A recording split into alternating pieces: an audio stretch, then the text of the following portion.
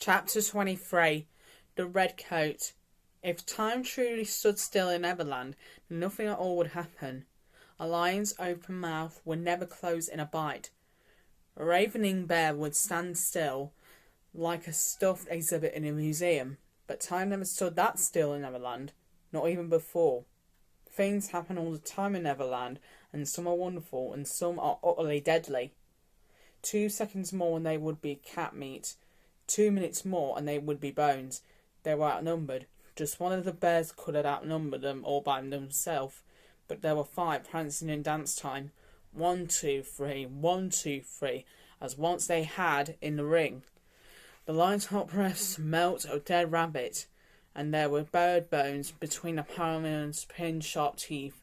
Circus ponies, the charred stumps of plums still sticking up from their brow-bands, pounded round and round, hemming children in. There was no escape. Wendy pretended they were nightmares and would go away at any moment. The twins thought of mothers and how one should come now and put a stop to the game. John thought of a pistol he had found once under his pillow once long ago when he had been grown up, and how if he had just brought that pistol. But first twin thought of the red coat. He had brought it down from the mountain, sleeves knotted it round his waist. Now he wrestled it loose and threw it into the air, and a downward slash of a bear's claws caught it and snagged it and carried it aloft as the creature tried to shake it free. The lions, excited by movement, leapt up at it, saliva splashing like rain. The red meant nothing to them, flashing of its paws in the sunlight, teased and agitated them. Hind paws trampled the children on the ground as the circus beasts tussled for the red frock coat. Red mattered to Peter, though. Peter had been looking up at the sky, and now red mattered so much that he shouted at the top of his lungs, "Red! Red! Red! Red! Do you see? Red!" Out of the sky fell flakes of a colour they had all seen once before. A confetti of fairies, a handful, a fistful, a crateful, a tubful, a cartload, a torrent of fairies. As the animals looked up in surprise and batted paws at the strange downfall of prettiness, the children squirmed away to hide in among the sweet swamp reeds. So when the blue army fell in earnest on the red coat, it fell only on the animals. Claws and teeth were useless against such an onslaught. The gaping jaws were soon crammed solid with prickly fairies. Paws were soon pinned to the ground. Lion and bear, cotillo, tiger and all were buried so deep under a drift of hooligan fairies that not a whisker or a tail or an ear was left showing. "Let them go!" Somehow, by jumping and clambering and sliding, and then by falling the rest of the way, Ravello descended the cliffs at the end of the base of Never Peak. In a matter of moments he was at the bottom, though the monkey puzzle trees had taken their toll, and was running towards the fray. "Let them go! Get them off, Han! Help my beast!" Like a swarm of locusts, the fairies formed a shimmering, shifting, crackling net over the captive animals. These were fairies of the blue faction, and believed they had just won the great victory over the forces of redness. They fought it with one mind, as the ants in an anthill think like a single brain, and their single-mindedness told them not to shift until the life was crushed out of the red-loving opposition. Ravello ran the whole way, brandishing the oar from among its treasure. The corkscrew dogwoods plucked at him as he passed them to say, "Too late, too late. Let them go, you vermin! They cannot breathe, they cannot move!" And he began shoveling up fairies with the blue-green roam lane and pitching their tiny bodies into the air. A parent with children buried under rubble would not have dug with more frenzy. It was useless. The fairies were no sooner in the air than they dived back down into the scrum. "Help me, Pan! Don't just stand there! Can you hear them crying? They're afraid, they're suffocating, they cannot move!" And the breath wheezed in his own throat, as though he was back inside the crocodile and suffocating himself. "Help me free them, Han! Lend a hand, you idle whelp! And have them eat us? Are you mad?" Peter took up his favourite stance, feet apart, hands on hips, defiantly young. "They are beasts! I did not set them on you! They follow their instincts! There is no malice in them! Not like these insects! Hush, kabubs! I'm coming! Calmly, catkins! Ravello's here! What are you waiting for, Han?" Peter tilted his head on one side and gave a twinkling smile. "What's the little word that gets things done?" he inquired gleefully. Ravello went rigid. He straightened up. "To think I suffered you to wear my school tie round that worthless little throat. When I was your valet, I should have tied it tighter for you. Tighter by far." Peter raised one hand, and fingers beckoned for Hook to give him the right answer. "What's the little word?" Ravello stared at him. "I see now why Swamp spat you out," he said. But Peter spoke the little sing-song chant again, determined to make Hook say please for the first time in his responsible life. "What's the little—" "Pity!" roared Ravello, and the horizons of Neverland twanged like bowstrings and north and south swapped ends. Then Wendy ran and grabbed up the crumpled rainbow banner from where the Roarers had dropped it. She shook the rumples out with a crack that made the boys jump and laid it on top of the fairy mound like a tablecloth. Here's a new banner for you fairies, the prettiest in Neverland. Now go away and pick on someone your own size." Dazzled and distracted by something so shiny, the fairies allowed themselves to fall skyward, taking the banner with them, dividing up its rainbow colours between them. "I'll have this one, I want that one," as they drifted away to make war on someone their own size instead of 50 times bigger. "Peter, how did you know they were the Blue Army?" asked John in a whisper. "Lucky guess." Peter was jubilant. The animals from Ravello's circus looked flatter than paper cutouts. They lay on the ground, glassy-eyed, winded, their legs at all angles, tails kinked, whiskers nibbled short by the thuggish fairies. Ravello went down on his knees, stroking flanks, untucking fragile limbs, crooning encouragement to them. He paused only to glower at Peter with eyes the colour of burning peat. "Now I will fight you, Pan," he said. "Now I will fight you. I'm ready, Hook." One by one, the animals got shakily to their feet, whimpering and whining, here and there raising a paw to touch Ravello's cuff, remembering some circus trick that had brought them a treat in the past. Then they trotted away to lick their wounds, melding with the yellow of the spilled hives, with the brown of the grassless earth. The ferns and heathers of the great plain swashed with eddies in movement, but then were gone. Not one animal remained in the shadow of Neverpeak. Then Ravello advanced on Peter, unhooking his hook from the tangle of his right sleeve. He did not seem to see the other children, but came at Peter like a privateer closing on a treasure ship. "Have at thee, boy!" He was a roarer through and through. "I have no sword, pirate." "Then this time I have the advantage. Last time we fought, you had the power of flight. Not quite within the spirit of the game, I always thought. Have at thee, I say!" If you think he slipped and the swamp swallowed him, you are quite wrong. If you think that the fairies returned, or that John found he had brought that pistol after all, or that Slightly and Curly came back, or that Tootles summoned the police, then you still do not understand how deadly a place Neverland can be. "Consequences!" said Hook, slashing at Peter's head. "All acts have consequences, you see." Peter dogged and wove, leapt away, dodged behind the cork trees, but Ravello came after him, brandishing a dagger in his left hand and swinging with his right. Jade feathers flew like guts of blood as the hook slashed Peter's tunic. Peter's bare soles recoiled from sharp stones underfoot. He scrabbled up the slopes and threw them at Ravello, but they only lifted puffs of dust from the shaggy fleece, and just once the sound of an egg breaking. Peter clicked his tongue and made the sound of a clock ticking, but the thought of crocodiles no longer frightened Hook. It only enraged him. A crooked branch snagged Peter's collar and held him like fruit ripe for the picking. Hook stopped for a moment to save the sight of his enemy, vainly struggling, powerless to save himself. But then he considered what soft part of Peter's body to sink the killing blow. "Oh, did I say there were no animals left in the shadow of Neverpeak? No circus animals, I meant. There was one that had come up there to cock its legs against a dogwood tree. Like everything in Neverland, this animal was a little changed. As a consequence of tangling in Ravello's fleece, little Poppy had aged since falling off the mountain, and when a Newfoundland puppy ages, there is quite an alteration. And it came now, a hound half as high as a horse, bouncier than ever, but 30 times as big. Poppy was as big now as its grandmother, Nana the nursery nurse hound, and its devotion was every bit as huge. It went to Peter's rescue with bark and bite and snarl and claws, and it did not let go, got snuggled and couldn't let go, pulled and struggled and scrabbled a bit, until Hook lay like a hank of dead mermaid's hair on the shore of a poison lagoon.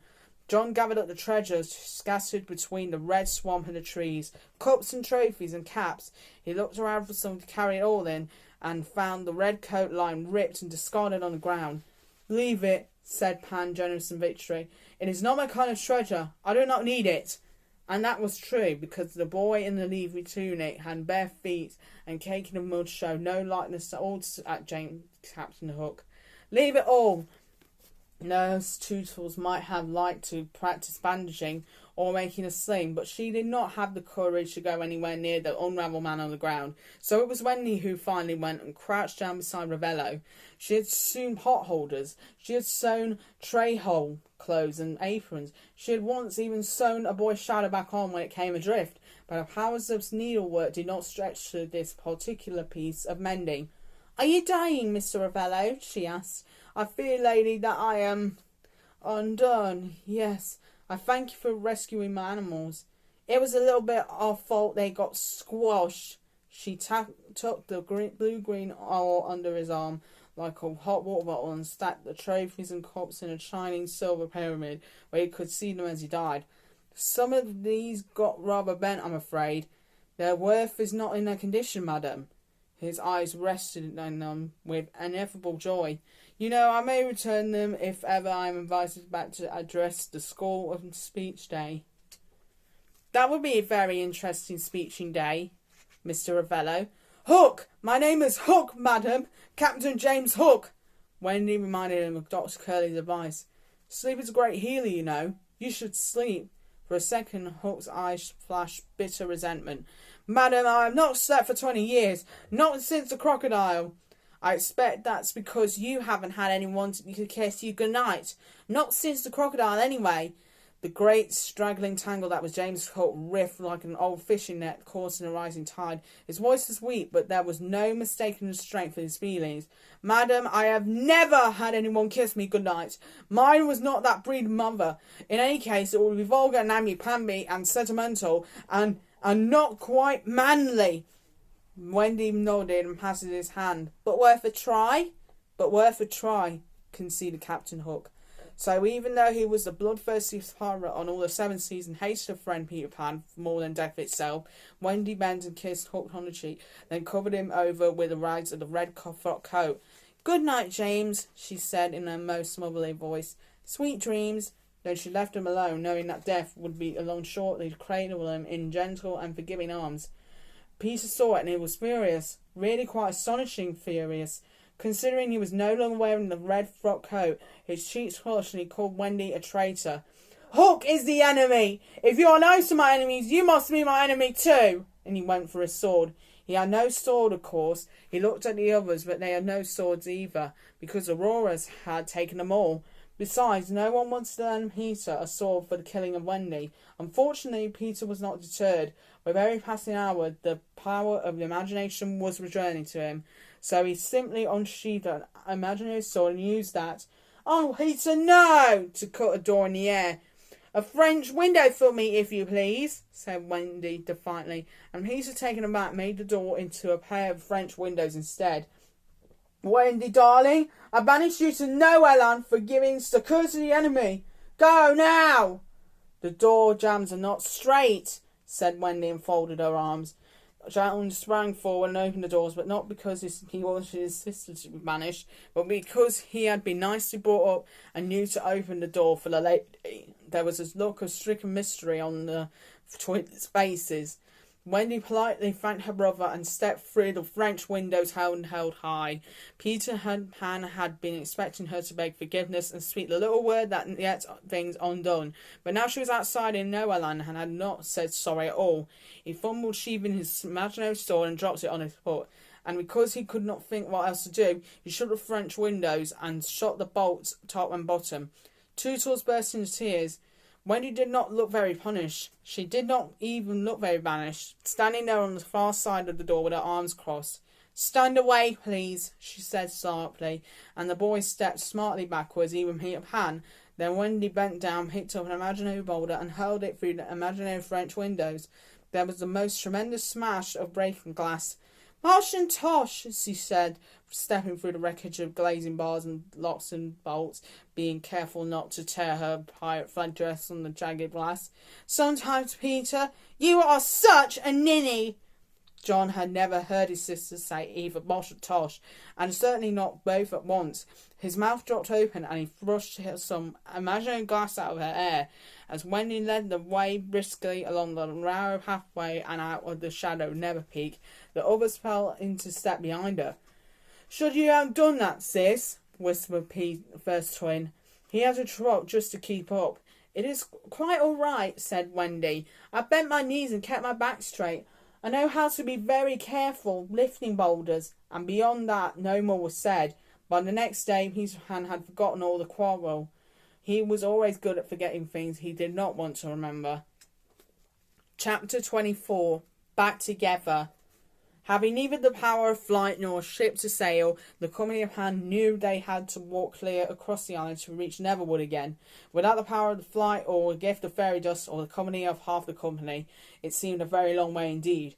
Out there lurked roarers and injured beasts, hostile fairies and homeless hoppy birds, thirsty deserts and junior pirates, witches, dragons, swamps and unpredictable puddles. They were toiling up a particularly wearisome hill, expecting to find below them the waterless waste of the thirsty desert, where the sky ahead turned ochre yellow with fairy dust. Sandstorm, they thought. Then they topped the rise, and a sight met their eyes that none would forget. There, streaming towards them across the flat skillet of the sere desert sands, came all the bison and Appaloosas and Travars and squaws and dogs and braids and thunderbirds and drums and papooses and war bonnets and peace pipes and braids and coop sticks and moccasins and bows and arrows that went to make up the tribes of the 8 nations.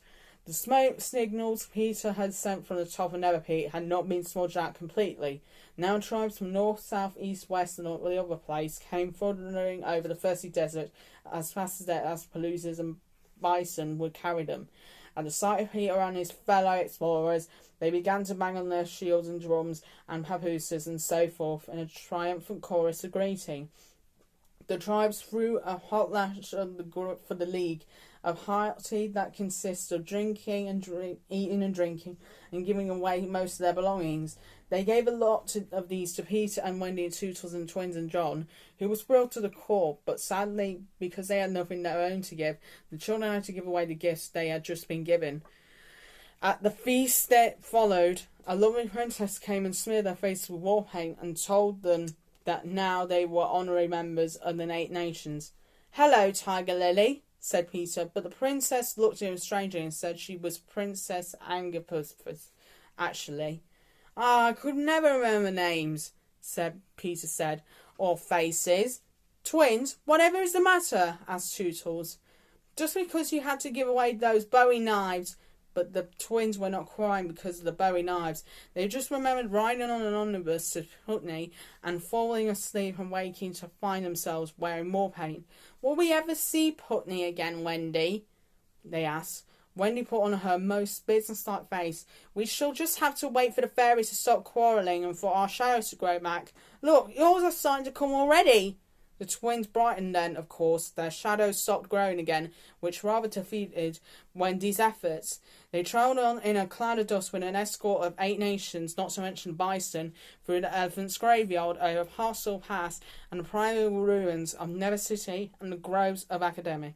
If there were roars or lions lying in ambush, the bison travellers flattened them, because suddenly the horizon was flushed with the trees of Neverwood, and the tribes were saying goodbye and moving off in 8 different directions, to teepees, pogans, keevers or longhouses, roundhouses, bivouacs or stockades, some to sleep under the stars.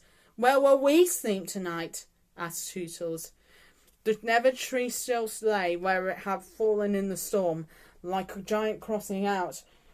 What a long way they had come to reach home, half forgetting that home was not where they had left it. Its leaves had all burned off in the fire. "Tomorrow we can all start to build Fort Pan," said Peter. but it did not quite answer where they were going to sleep. In the end, it was Poppy who served as a bed. It lay down at its side, and explorers curled up between front and back legs in among the fur. Poppy was no great states that the nursemaid licked them over a bit before bedtime, but forgot toothbrushing or hairs. Secretly was missing that slightly curly and that interesting chewy man who had smelt of eggs and cough drops in fear. While the company pan looked up at the stars, Wendy told them all a fairy story about a little white bird in Kensington Gardens. A warm breeze blew through the Neverwood. All of a sudden, without a word of warning, and with an upheaval that rolled everyone on top of everyone else, Poppy stood up. It loppled off into the trees and did not stop till it had searched out Peter's old underground den. Then it began to dig. Now Poppy, when it was a puppy, had wanted nothing but to get out of Peter Pan's underground den as quickly as possible after falling in. But now that it stood 4 feet tall at the shoulder, it was more ambitious. It could hear and smell the something underground and was determined to get in. By the time the explorers arrived on the scene, Poppy had dug a hole big enough to bury a treasure chest. John called, "Careful, Poppy, you'll go through the roof," said Poppy, or something like it, and arrived abruptly in the den where Peter had once lived with the Lost Boys. Now the something was bound to emerge, be it badger, slaggoth, or giant truffle, and the weary travellers stood transfixed, awaiting the awful sight. Several things, in fact, emerged from the hole in the den roof, some quicker than others. Candlelight, barking, music, broken off short, yelps of fright, the noise of breaking furniture, puppies panting, no candlelight, that distinctive sound people make when lit on the neck in the dark, then a flag surrender. Well, actually, it was a pink and tied to a walking stick, but it was only the pink handkerchief available, and it's hard to tell pink from white in the dark. Then slightly more, and Dr. Curley, MD, MRCS, and Smee, erstwhile first mate to Hook, bloodthirsty pirate ever to sail the 7 seas. "Well done, Curly, well done, Slightly. Did you take him prisoner, did you? Did you fight him with your bare hands?" said John, breaking Smee's pink flag across his knee. "Certainly not," said Slightly, relighting the candles. "He made us a nice cup of tea. Apparently Mr. Smee has been living here for years. He has made the place very cosy." "What is it now, then? A bandit's hideout?" asked John, rubbing his knee. "More of a retirement home, I think," said Dr. Curley. Nobody thought twice about talking to Slightly Curly. Despite them being big, that must have had something to do with the smashing of the French windows. As for Smee, he busied round writing tables and taping enough chairs back together for everyone to sit down. "I thought Hook sent you off to do your bit in the big war," said Toodles to him. "Me and the rest of us, yes, he did. The others got lost. Afterwards I was on my own, so I travelled about giving talks about life aboard a Jolly Roger, and how Smee was the only man James Hook ever feared." "I think I saw a poster," said Curly. "Is that true, Mr. Smee, that James Hook was afraid of you?" "Faith, no, boy. What's the truth got to do with show business? But a man has to live. In the end I got too afeard that Hook would hear of it and hunt me down and cut out me lying tongue or some such. Soft head, I know. I dreams to dream him come swarming at the old crocodile to haunt me, Hook glinting, and me name all twisted up on his lips. "Smee!" The explorers glanced at one another, but no one broke the bad news to Smee that his dreams were not far wide off the mark. "I got to hear me his dreams when heebie-jeebies and shook the leisure circuit and took up selling household cleaning products door to door, mops, sponges, scouring pads, that manner of thing." The underground den certainly did look very clean and tidy, and was very well stocked with sponges, scouring pads, and mops, that matter of thing.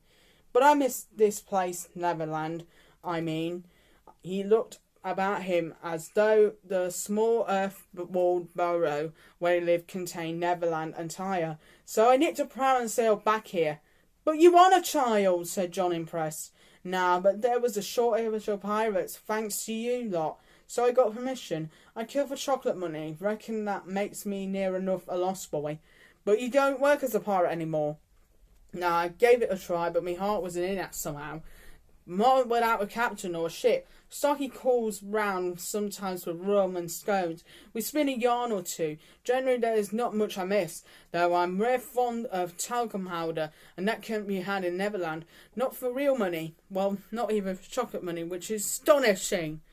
There was some aboard the Jolly Roger, said Wendy. That was gunpowder, lassie. It's not the same. Been a quiet sort of a life all in all since I came here. Till tonight, that is. What's that horrible dog of yours doing now? I don't crochet table mats for dogs to do that with them. They rescued the crochet work from Hoppy, who had been unravelling it. Reminded the chewy man who smelt of fear. Mr. Curly and Mr. Slightly here were just telling me some of the excitement on the way here.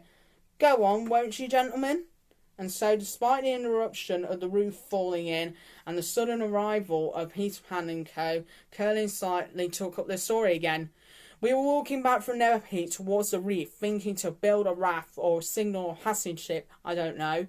We heard running feet behind us and shouting. At first I thought we were being chased, but they went streaking by like things possessed. Roarers yelling that there were lions after them and bears. Naturally we started running too, but those boys must have been chased oftener than us.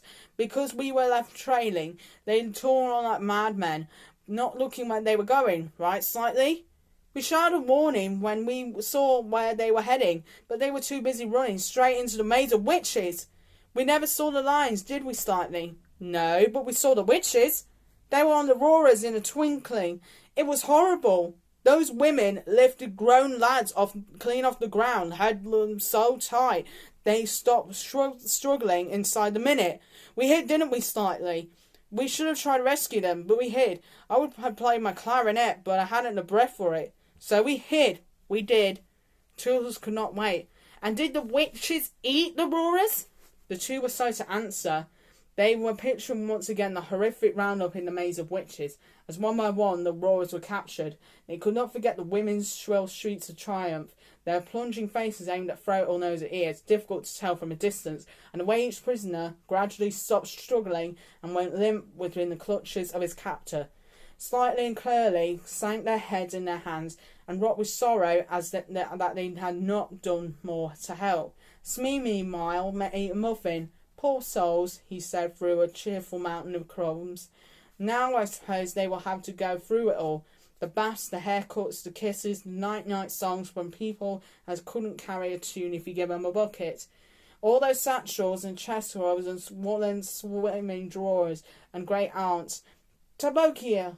But I don't know why you style them witches. Those females aren't witches. He rummaged in a pencil box for a tube of licorice, which he cleaned with a pipe cleaner before sucking on it like a pipe. Only then did he notice that the others were staring at him. What?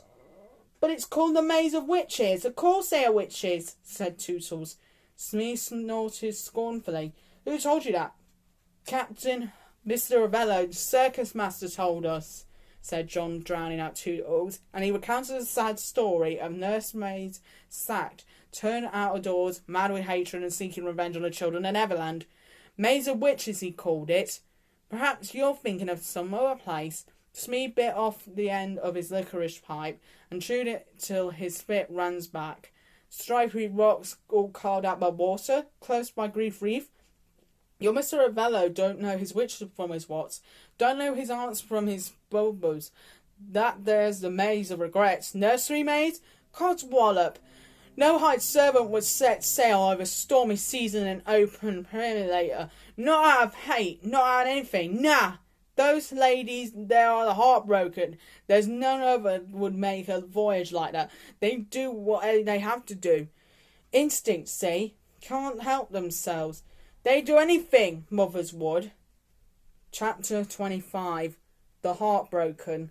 They stood once more on high ground, the sea a distant flicker, a grass folding away to rock beneath their feet. The maze of regrets, which is striped strata and crest sharp sailbows, lay directly ahead. It leaked a sound of sorrow and a strange mixture of old perfumes. This is dangerous, said Peter Pan. Wendy laid a hand on his sleeve, but he shook it off, saying, I must not be touched. But Slightly and Curly had to go home. said Wendy for the 50th time. They are too big to live at Thorpe Han, and they are not the stuff of roarers, of pirates, or redskins. And here was their way out, their emergency exit from Neverland, the maze. In this place, the mothers of the lost boys passed their years searching for the babies they had once lost.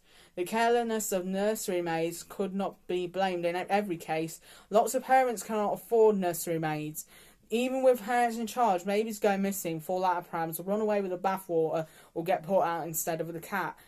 Mistakes happen in the best regulated households. When they do, the result is always the same.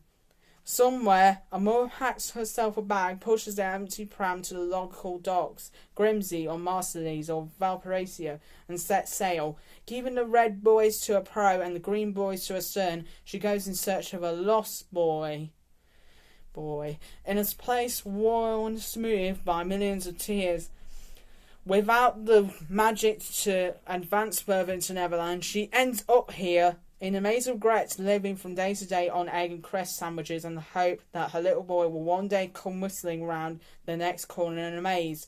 The roarers, when they spilled unwittingly in the maze, had been seized on like bargainers a sale. Wild-haired women with wild eyes had grabbed them and searched their faces for family features, their bodies for birthmarks.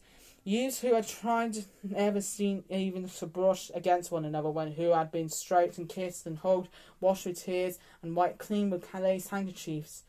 What Slightly and Curtly had witnessed was not a massacre, it was a reunion. Among the roarers, a dozen mothers had found what they were looking for and had left Neverland with their sulking, hulking sons. Even as they climbed back into their sea-going perolators at their grief reef, the mothers had started to polish up manners and brush down clothes. You see, any mother who searches out her lost boy can find her way home unerringly.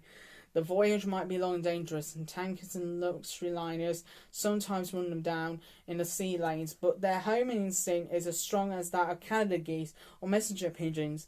Home signals to them like a flashing beacon on a distant cliff top. They are almost bound to get there. Now it was the turn of Slightly and Curly to enter the maze, and no terror had faced them on the quest to Neverpeak compared with the quaking fright they felt now. Being grown-up, Slightly a youth of 18, Curly full-fledged doctor, they could not let their fright show, of course, but smoothed their hair and straightened their collars and polished their shoes against the backs of their trouser legs. That was hard for Slightly since he was barefoot and he had no trousers. But at least his evening shirt fitted, unlike the pullover that Smee had knitted for Curly during the journey from the Neverwood. But we already have a mother, Slightly protested yet again. Mrs. Darling adopted us. Yes, dear, but even before mother adopted you, you and all the lost boys had mothers of your own. Somewhere. Mine won't be here, said Curly to Smee. She won't have come looking. Not all this way. She will, said Wendy, and stood on tiptoe to kiss them on the jaw. And even if she don't, said Tootles offhandedly, one of those women will probably think you're hers and take you home. Well done, said Curly. This is it then, said Slightly. To London, said John. To London, said Curly. Safe journey, said Wendy. Give our love to Nibs. Don't drown, said Tootles, and shed a tear or two. Peter turned his back and would not shake hands. He could not understand why anyone wanted to leave Neverland. He had offered to try and return Slightly and Curly back to a tolerable size, but they had chosen to come here instead. Now Peter could not wait to get back to the Neverwood. Games were calling. Quests were piling up. There was a fort to be built. Go on then, he said. Go, if you are going. Curly and Slightly more would also have liked to help build Port Pan, but the thought of homes and wives and work and lives and London buses was working its magic on both the young men. They squared their way shoulders and walked down to the maze. Curly turned back only once more. I was so young when I got lost. How will Mummy know me? He said, and for a moment he looked a littler boy than anyone there. She will, said Wendy. She just will. Slightly put his clarinet to his lips and began to play. Curly led the way. Their anxious friends drifted downhill behind them to watch what became of them. Women harassed by years of woe and worry lifted their heads at the sound of music. They blinked in confusion at the sight of a youth and a grown man, for they had thought this a place of children. Children were what filled that at every thought. They did not fall on Curly, for none could imagine, none had been expecting anyone like this. He shook hands. The women tucked away stray wisps of hair, some even above a curtsy. Soothed by the music and taken by surprise, they allowed Curly to speak, and watching the children could see him explaining, describing, pointing back the way he had come. Then he must have mentioned his own name, for though the growing throng of mothers came a woman, hunting like a horse in deep water, stretching and ducking to catch a glimpse, pushing her way through. Plates that stuck for 30 years had stayed neatly coiled came flying loose, and she collided with Curly head on.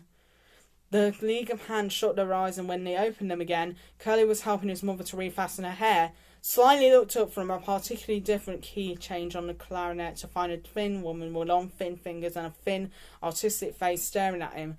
"You didn't take this, my darling," she said, "when you went missing." And she produced a baby's rattle with bells at either end. Then and there, slightly tunes, the one in his head, the one in his clarinet, and the ones in his heart, all came back to dough. That was when the twins strayed a little too close to the maze, and then someone calling, "Marmaduke! Binky!" Now this may come as a shock to you if you thought that the two brothers really were named first twin and second twin at birth. They weren't. True, they were lost at such an early age that their names were no more than a memory forgotten. But when their mother, hands still clapped through the pastry, hair still dusted with flowers, came running and staring and blinking and crying and laughing and breaking into a run, "Marmaduke! Binky!" They remembered well enough. Marmaduke and Binky. Ah, well, everyone makes mistakes. Luckily, the twins took to their names as no one else would, and thought themselves the luckiest boys in the world, for that they had two mothers. Mrs. Darling would always be the real one, because she had taken them in when they were lost boys, and had raised them and let them lick their missing bowls and shampoo the dog, and wear war-paint in bed and ride upstairs on buses. But here was a new mother from long ago, the one who had given them the best two names in the world. When he turns Tootles, "You could go home this way too, you know, Princess." Tootles shook her head very decidedly. "I'm not going, ever," she said. "I'm going to stay here for always and play weddings with Peter." A fox in a chicken coop could not have caused more of a stir. When he looked at Peter, and Peter looked at Wendy, and there was real panic in his eyes. "Tootles, you know very well you have a family waiting for you back in Grimswater," said John, but sadly Tootles had forgotten all about Grimswater, or the Gentlemen's Club, or being a judge in the High Court. "I'll be Tootles' Pan, and Peter can pick flowers for me and lift up his feet when I'm sweeping, and I'll say to the little ones, 'Just you wait till your father comes home.'" For some reason I couldn't say why, when he chose that exact moment to run into the maze calling, "Tootles! There's a Tootles here! Has anyone lost a Tootles?" A man with a face the colour of Morocco leather and a curly boy's wig, and with a huge hook on the one arm, stepped out from behind a rock. He wagged a finger at her sternly. "Do not be absurd, young lady," he said, looking Wendy up and down. "Are you trying to pass yourself off as my boy Tootles? Absurd! Poppycock!" But just as he was opening his book to look up which law Wendy had broken, he caught sight of Princess Tootles tying the ribbons of her satin ballet shoes and practising a palais. "Aha! There you are, son," he said gruffly, without a moment's doubt. "And about time too." Then, in an outburst of uncontrollable delight, he took off his judge's wig, threw it high in the air, and danced a little jig on the spot. "Father's too," murmured Smee. "Who would have thought it?" Sitting astride his father's shoulders and wearing his father's wig, Tootles rode up without a backward glance. Wendy looked at Peter, and Peter looked at Wendy, and there was a big "Thank you" written in his eyes. "Can we go too, sis?" asked John, infected by all the happiness. It was an odd infection. It made the pouches under his chin ache like mumps. He began to look this way and in search of a mother who had chosen him. Wendy's heart too was crammed full with a longing to get home and see her own daughter Jane. But she knew this was not her emergency exit, not her way out of Neverland. "There is no one here for us, John. We were never lost, remember? We flew to Neverland of our own choosing and home again before Mother could set sail to come looking." But she could see John still looking about, still wondering. how life would have been with another mother, a different mother, that one there with the blonde hair or that one there with the red. We shall just stay here, John, until our shadow grows back, and when the fairies stop being silly, we can ask them for fairy dust. And Thorpe Han is built. Good, said Peter decidedly. I don't mind you. You play proper games. Nothing to stop you coming with me, said Smee, rolling into the conversation on his sailor's bandy legs. I'm in a little crew for the voyage home. Reckon I'll pay a visit to the old country now I've got me a mother aboard for luck. Small as he would, Smee had managed to find someone even smaller to clutch the crook of his arm. A tiny old lady with snowy white hair and an angelic smile. Wendy clapped her hands with joy. Oh, how wonderful! This is your mother, Smee. Smee spoke from behind his back. Smee spoke from behind his hand. Nah, I nicked her, but her eyes aren't up too much, so she'll never notice, and she seems glad to have me. So who else is coming, eh? Look lively, all aboard the good ship Dirty Duck, bound for the Serpentine by way of Crimea. They lashed together, all the prams languishing on the rocks of Grief Reef, making a huge raft. Like eggs into an egg tray, everyone heading home squeezed themselves into hollow compartments, even Puppy. They all fitted. Finding somewhere all the happiness was the only problem. When he was the last left on shore. Come with us, Peter, she cried suddenly, seizing him by the hand. Oh, do come with us. I know where there are fairies to be found, and when your shadow grows back, you can fly back here and... But Peter snatched his hand away. I don't go about with grown people, he said, turning his back on the good ship Dirty Duck. Wendy took the other hand and led him aside. I have a whisper for you, she said. Is that like a thimble? It was in a way. It made Peter's hair bristle and his neck tickle, and he wanted and didn't want to snatch his head away as Wendy whispered in his ear. I've been thinking, she said. You don't want to play weddings? Squeaked Peter in a panic. Wendy pulled a face. Peter, just suppose your mother... Peter's face shut like curtains out a window. No. Oh, but Peter, suppose she is just like all these, still hoping to see you again one day. Maybe she even... But Peter's delicate mouth set in a hard line, and he put his fingers in his ears. Once upon a time he had flown home only to find the window of his bedroom shut and barred, another boy asleep in his bed. He refused to hear anything good about mothers. The prams free from the rocks felt the far distant pool of Lodestone Rock, and the Dirty Duck began moving out at sea. John and Curly and Slightly and Smee all shouted for Wendy to come aboard quickly, don't get left behind.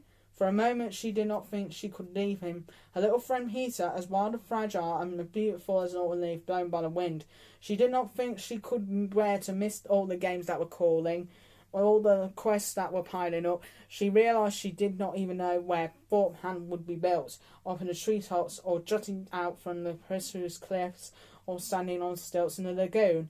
But at heart the girl Wendy was a grown-up, just as all grown-ups are at heart children. The love of her family was dragging on her like the far distant pool of Lodestone Rock. Just when it seemed that space between Raff and rocks was too wide even for a circus acrobat to leap, Wendy Starling sprang off the Grief Leaf and landed beside her brother aboard the good ship Dirty Duck. At Smee's command, all the pram pods were raised to catch the wind, and the raft rode the slopping swell out towards the bar. Stricken by yet one more thought, Wendy jumped to her feet, making the raft pitch and the passengers yelp. She called out to the boy on the shore, I think your mother only shot out the window to keep out the fog.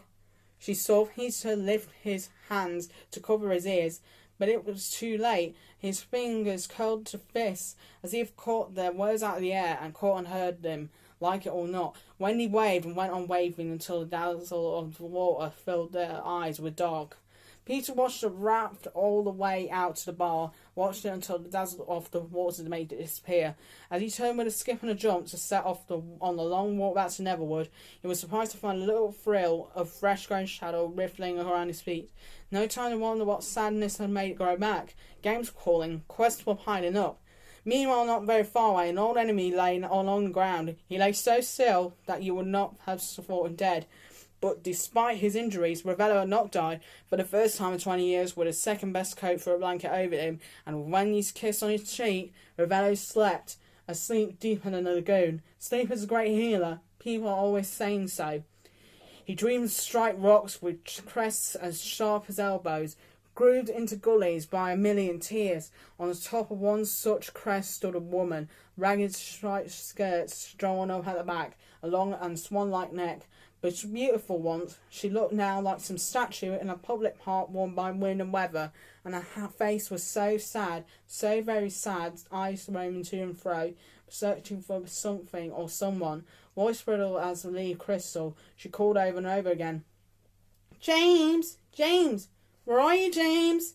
Ravello slept. Sleep is a great healer. People don't lie when they say it. Ravello slept, and his greasy fleece, shredded by dog and doctor and thorn trees, knitted up. The ravelled colourless wool resolved itself into flesh and cloth and hair.